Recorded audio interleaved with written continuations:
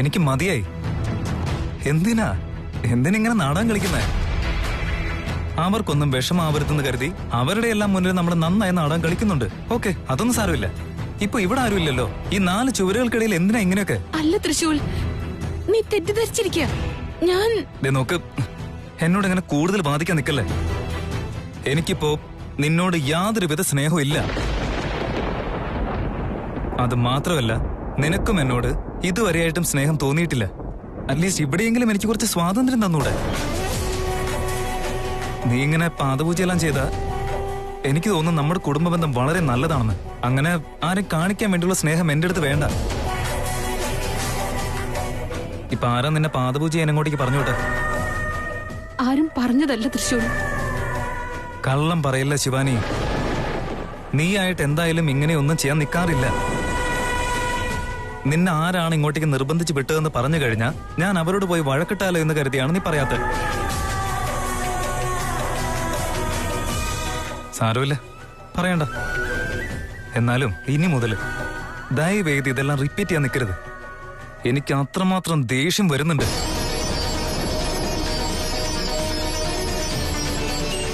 ഇതുകൊണ്ട് എനിക്കും ഗുണമില്ല, നിനക്കും ഗുണമില്ല. നമ്മുടെ വിവാഹം കൊണ്ട് രണ്ടുപേരുടെയും പകുതി സമാധാനം നഷ്ടപ്പെട്ടിരിക്കുക. ഇനി അത് പൂർണ്ണമായിട്ട് നഷ്ടപ്പെടുത്തണ്ട. അവന് നിന്നെ പറ്റിയുള്ള ഓർമ്മകളെല്ലാം നശിച്ചുപോയി.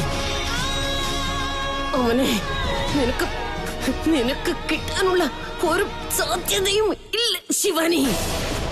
മായ, നീ എന്ത് പണിയാ കാണിച്ചത്? അവന്റെ സ്നേഹം എന്നിൽ നിന്നും പറിച്ചെടുത്തില്ലേ നീ? തൃശൂൽ, നിന്റെ സ്നേഹം മനസ്സിലാവുന്നതേയില്ല. അവൻ എന്നോട് സ്നേഹം തോന്നുന്നതേയില്ല.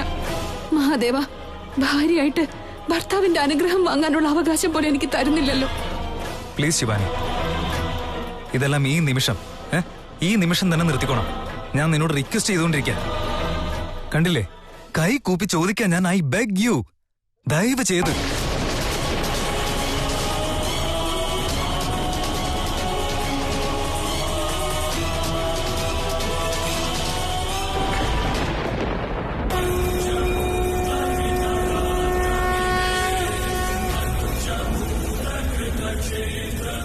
ആദിശേഷ, തൃശൂരിന്റെ നിഴൽ ആദിശേഷന്റെ രൂപത്തിൽ വന്ന് എനിക്ക് ദർശനം തരുന്നല്ലോ. ഇതാ മഹാദേവന്റെ കൃപയാണ്.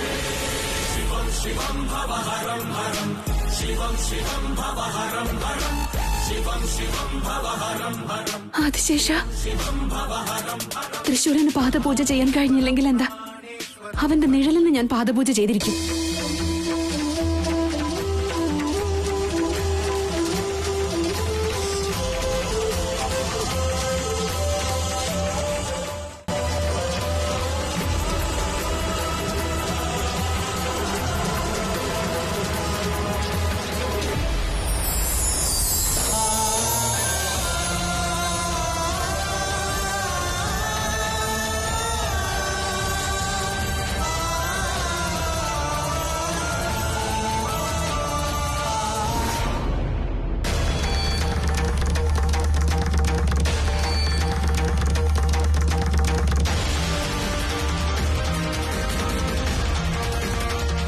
ശിവാനി, എഴുന്നേൽക്കാനാ പറഞ്ഞേ. എന്തായി ചെയ്യുന്ന ശിവാനി? പാദപൂജ ചെയ്യണ്ട എന്നല്ല പറഞ്ഞേ. അതുകൊണ്ട് പാൽ ഇവിടെ ഒഴിച്ച് എന്റെ കാലുകളിൽ ആവുന്ന പോലെ ചെയ്തു. എന്തിനാ? തൃശൂൽ, അത് ഒന്നും പറയരുത് ശിവാനി. നീ ഇങ്ങനെയൊക്കെ ചെയ്യുന്നു ഞാൻ കരുതിയിരുന്നതേ ഇല്ല. എനിക്കിപ്പോ ഫ്രസ്ട്രേഷനാ തോന്നിക്കൊണ്ടിരിക്കുന്നത്. എന്തിനാ എന്നിങ്ങനെ ദ്രോഹിച്ചുകൊണ്ടിരിക്കുന്നു നീ? എന്താന്ന് വെച്ചാൽ ഞാൻ നിന്നെ ആത്മാർത്ഥമായി സ്നേഹിക്കുന്നുണ്ട് തൃശൂൽ.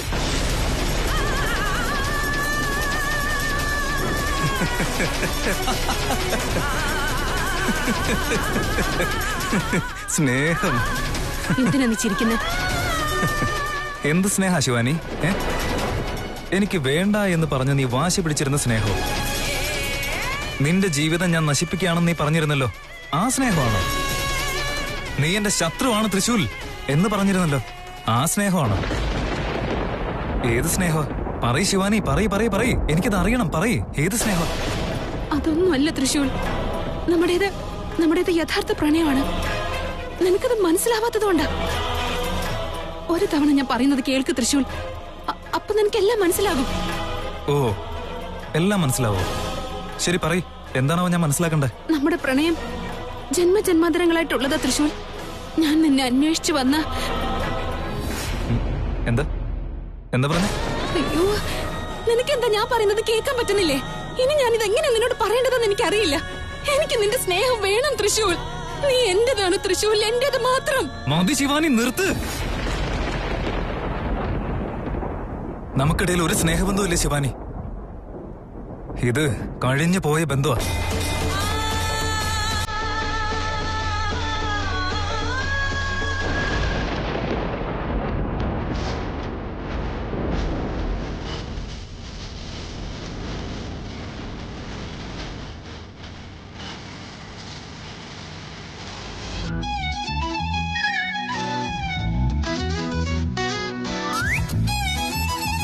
ഏട്ടാ, പറയടി. ഏട്ടാ, ആ, എന്താ എന്താ കാര്യം പറ. വീണ, എന്റെ ഫോൺ ഇങ്ങ് തിരിച്ചതാ. ഏട്ടാ, ഞാൻ നിന്റെ സ്വന്തം അനീതിയല്ലേ? ആദ്യം ഈ എടി പൊടിന്നുള്ള വിളിയൊക്കെ നിർത്ത്. എന്റെ പേര് വിളിച്ചാ മതി. എങ്കിൽ മാത്രമേ ഞാൻ ഈ ഫോൺ തരത്തുള്ളൂ. അങ്ങനെയല്ല വീണേ, അതെനിക്ക് ശീലമായി പോയി. ഏട്ടാ, ഇപ്പൊ എന്താ? എന്റെ പേര് വിളിക്കുന്നുണ്ടോ ഇല്ലയോ? ഏട്ടന് ഫോൺ വേണ്ടേ? മൊബൈൽ തരൂ, മൊബൈൽ തരൂ വീണേ. Very good. ഇന്നാ. അല്ല ഏട്ടാ, ഏട്ടന്റെ പുന്നാര അനീതിയല്ലേ ഞാൻ? സൂപ്പറായിട്ട് റെഡി ആയിട്ട് വന്നിരിക്കുക. എന്നിട്ട് ഒരു ചെറിയ കോംപ്ലിമെന്റ് പോലും തന്നില്ല. പോ, ഞാൻ മിണ്ടത്തില്ല.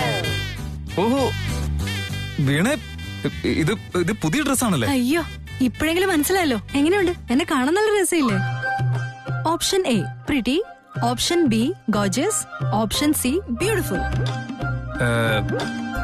ഓപ്ഷൻ ഡി വളരെ മോശമാണ്. ഏട്ടോ, പിന്നെ എന്ത് പറയാനാ? എപ്പോ നോക്കിയാലും ഇങ്ങനെയുള്ള മോഡേൺ കോസ്റ്റ്യൂംസ് മാത്രല്ലേ നീ ഇടാറുള്ളൂ. അയ്യോ, നീ വീണ്ടും തുടങ്ങിയോ? നീ പറയാൻ പോകുന്നത് എന്താണെന്ന് എനിക്കറിയാം. ഒരു ഗ്രീൻ കളർ സാരി, തല നിറച്ച് പൂവ്, അങ്ങനെ ഞാൻ നിന്റെ മുമ്പിൽ വന്ന് നിക്കണമെന്നല്ലേ? ഞാൻ അങ്ങനെ വന്ന് നിന്നെന്ന് വിചാരിച്ചോ? അപ്പൊ നീ എന്ത് ചെയ്യും? എന്ത് ചെയ്യുന്നോ? ഇങ്ങ് വാടി. പഴയ കാലത്ത് പെൺകുട്ടികൾ എങ്ങനെയായിരുന്നു എന്നറിയോ? അയ്യോ, വീണ്ടും തുടങ്ങിയല്ലോ. ഐശ്വര്യമായിട്ട് സാരിയൊക്കെ കൊടുത്തിട്ട് നെറ്റിയിൽ ഒരു പൊട്ടൊക്കെ തൊട്ട് പിന്നെ മുടിയൊക്കെ വൃത്തിയാക്കി പൂവും വെച്ച് പാദസരൊക്കെ ഇട്ട് ഇങ്ങനെ നടന്നാലുണ്ടല്ലോ, എന്ത് രസമായിരിക്കും അറിയോ? ഞാൻ നിന്റെ ഈ മുടിയൊക്കെ കെട്ടിത്തരാം, കാണാൻ അത്ര ഭംഗിയുണ്ടാവുന്നറിയോ?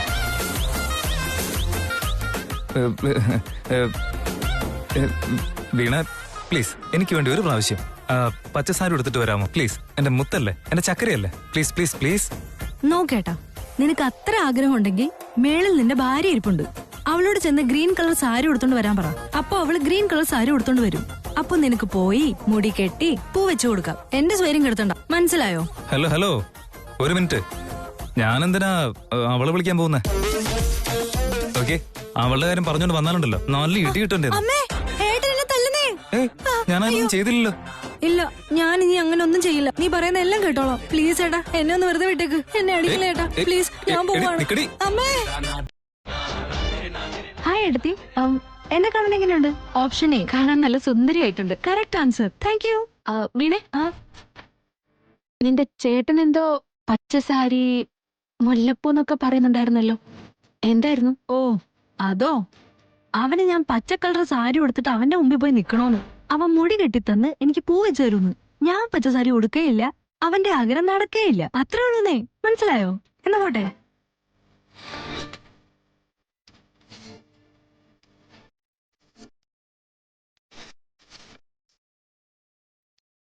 ഞാൻ പറഞ്ഞ കാര്യം ചെയ്യാൻ നിനക്ക് എന്താണ് ഇത്ര കഷ്ടം അജിത്തെ? ആ പെൺകുട്ടിയെ സ്നേഹിച്ച് ആ കുടുംബവുമായിട്ടൊരു ബന്ധം കൂടാൻ നീ ശ്രമിക്കേ. നിങ്ങൾ എന്താണ് ഈ പറയുന്നത് അച്ഛാ? എന്നെ കൊണ്ടത് ചെയ്യാൻ കഴിയില്ല. ഞാൻ പറഞ്ഞ കാര്യം നടന്നില്ലെങ്കിൽ നമ്മൾ തോറ്റുപോകും. ജയിക്കുവാൻ വേറെ വഴികളൊന്നുമില്ല അച്ഛാ. സ്നേഹിക്കുക തന്നെ വേണോ?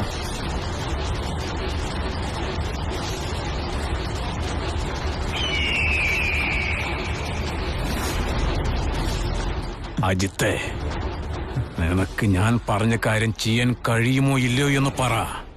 എനിക്കത് കേട്ടാൽ മതി. അച്ഛാ, അച്ഛാ, ദേവി, ഇത് ഞാൻ പറയുന്ന കേക്ക്. ഒന്ന് സമാധാനായിരിക്കും. അച്ഛൻ ഇങ്ങനെ ദേഷ്യപ്പെടല്ലേ അച്ഛ. ചേട്ടാ, ചേട്ടന്റെ അവസ്ഥ എനിക്ക് മനസ്സിലാകുന്നുണ്ട്. പക്ഷെ ഇപ്പൊ അച്ഛൻ പറയുന്ന കാര്യങ്ങൾ നീ കേട്ടേ പറ്റൂ, അല്ലാതെ വേറെ ഒരു വഴിയില്ല. നീ ആ പെൺകുട്ടിയെ സ്നേഹിച്ചില്ലെങ്കിൽ നമ്മൾ തോറ്റുകൊണ്ട് ഈ ഭൂമിയിൽ നിന്നും പാലായനം ചെയ്യേണ്ടി വരും അജിത്തെ. ചേട്ടാ, ഒന്ന് ആലോചിച്ച് നോക്ക്. നമ്മള് വെറും കൈയോടെ ഇവിടുന്ന് തിരിച്ചു പോണോ? ഗരുഡ ലോകത്തുള്ളവർ ഒന്നിനും കൊള്ളാത്തവരാണെന്നുള്ള തലയിലെഴുത്ത് വാങ്ങിവെക്കണോ? ഇല്ല അച്ഛാ, നമ്മൾ ഒന്നിനും കൊള്ളാത്തവരല്ല. ആ നാഗങ്ങളുടെ മുന്നിൽ നമ്മൾ തോൽക്കുകയില്ല. അതിനുവേണ്ടി ഞാൻ ശ്രമിച്ചോളാം. അവളെ ഞാൻ സമ്മതിപ്പിച്ചോളാം അച്ഛാ.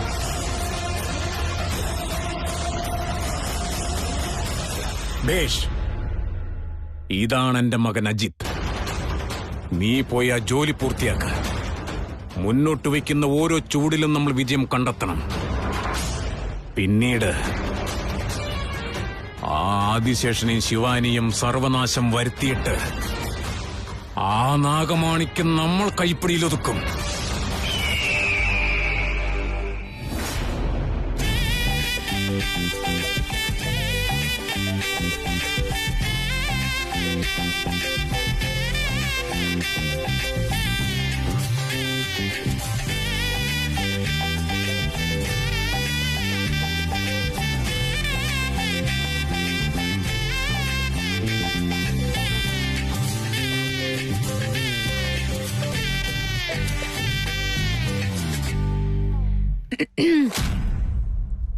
ഇവനെന്താ ഒന്ന് തിരിഞ്ഞു നോക്കുന്ന പോലുമില്ലല്ലോ.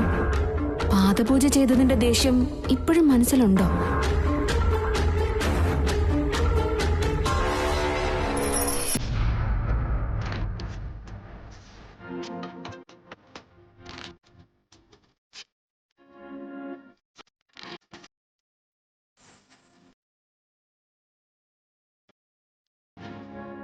എന്തൊരു ദേഷ്യം ഇവന്. ശബ്ദം കേട്ടിട്ട് പോലും ഒന്ന് നോക്കുന്ന പോലും ഇല്ലല്ലോ. ശരിയാക്കി തരാം ഞാൻ.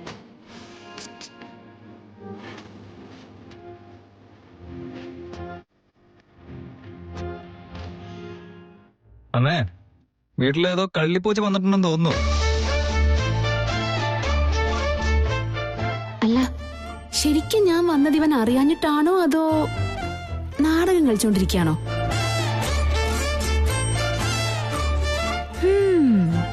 ഇവിടെ കാര്യമായിട്ട് എന്തൊക്കെയോ നടക്കുന്നുണ്ടല്ലോ. ഓ, ഏട്ടത്തി ഇതിനാണോ ഏട്ടൻ എന്താ പറഞ്ഞേ എന്നോട് ചോദിച്ചേ? കള്ളിയാണല്ലോ ഇവൾ, കള്ളിയാണല്ലോ.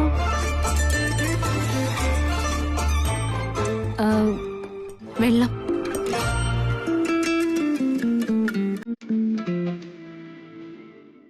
നീയോ? ആ, ഞാൻ തന്നെ.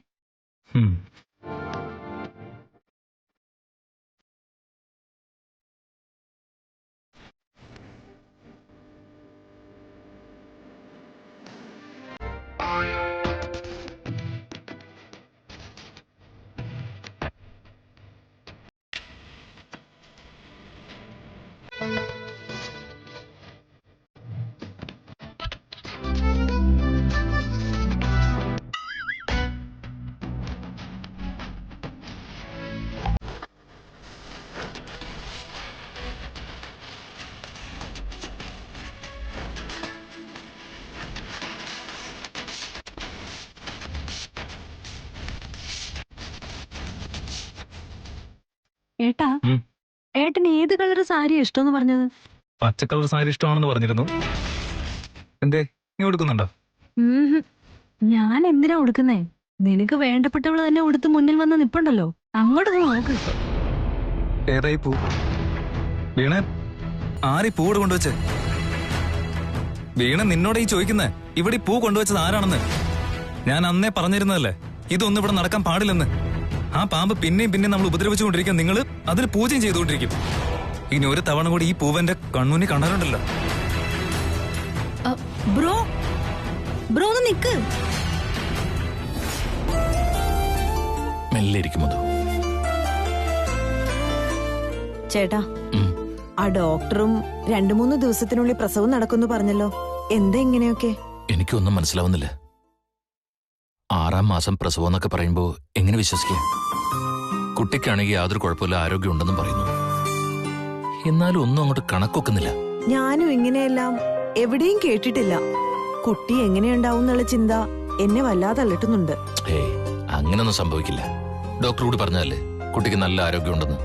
എന്നാലും 6 മാസത്തെ കുട്ടി ജനിക്കാന്നൊക്കെ പറഞ്ഞ കേൾക്കുന്നവരെല്ലാം എന്ത് വിചാരിക്കും? എന്തായാലും ഇതാരോടും പറയേണ്ട മധു. ഏത് ജന്മത്തിലെ പാപബലമെന്നറിയില്ല. അതോ മുജ്ജന്മത്തിലെ പുണ്യം കൊണ്ടാണോ ഇങ്ങനെയൊക്കെ സംഭവിക്കുന്നത്? എന്തൊക്കെയായാലും സ്വീകരിച്ചല്ലേ പറ്റൂ. അതല്ലേ നമ്മുടെ കടമ. കുഞ്ഞിനെ നമ്മൾ വളർത്തും.